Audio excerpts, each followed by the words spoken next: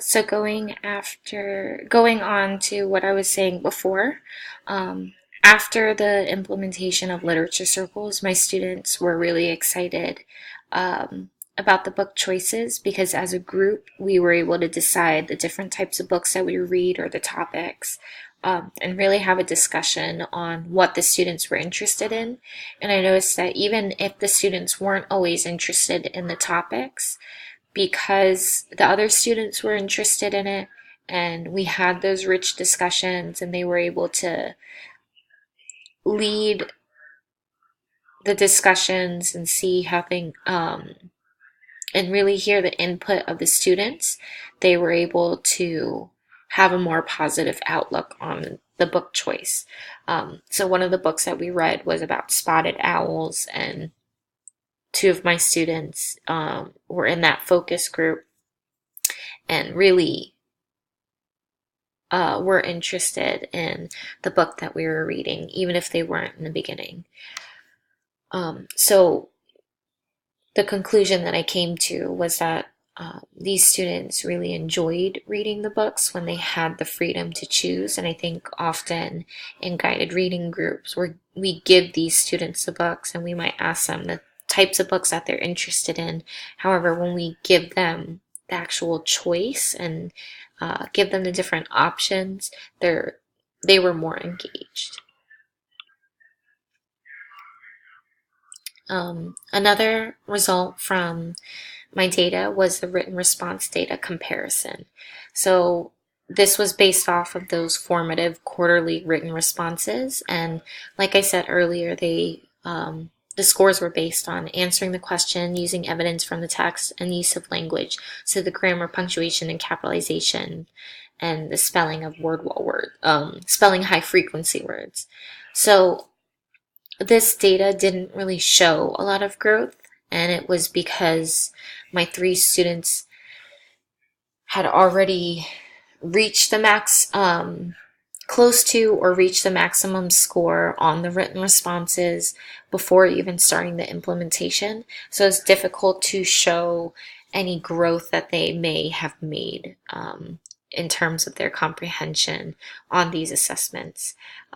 So going back and looking at the data that I collected, I think it would have been beneficial to either score these in a different way using my own rubric or using a different assessment, but this was the formative assessment that I could use that would show consistent data across time.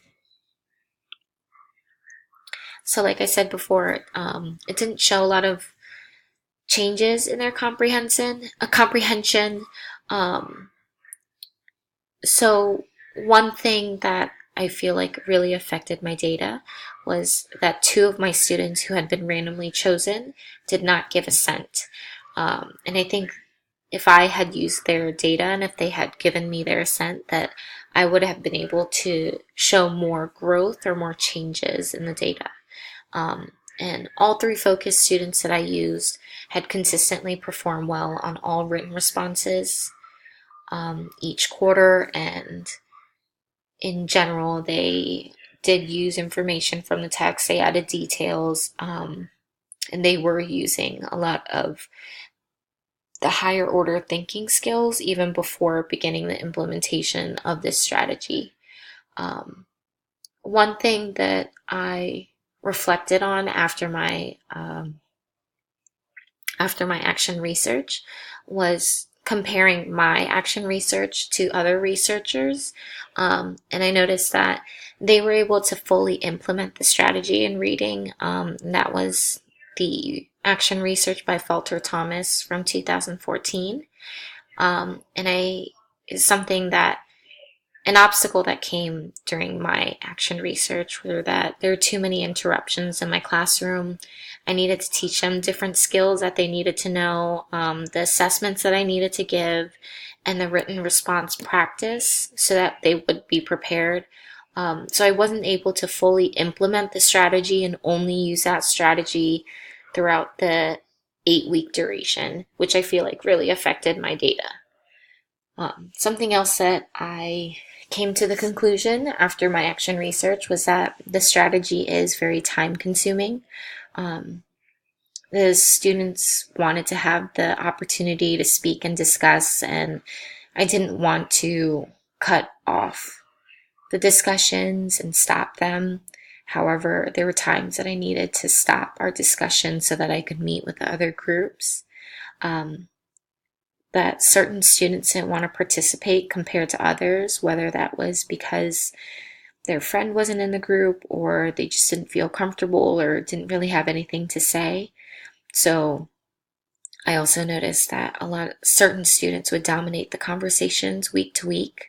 And even if I gave the students who didn't really participate the opportunity to discuss their thoughts and ideas, those students would still dominate the conversations.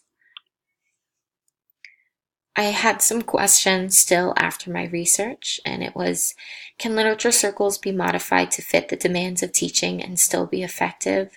So the reason why I came to that was because the other action researchers were able to implement the strategy completely in their classroom, and I wasn't able to.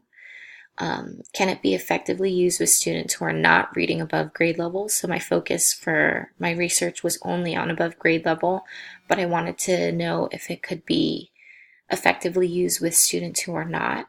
And the reason I say that is because it requires a lot of reading and a lot of writing and expressing themselves through writing, which could be a struggle for students who are not reading above grade level.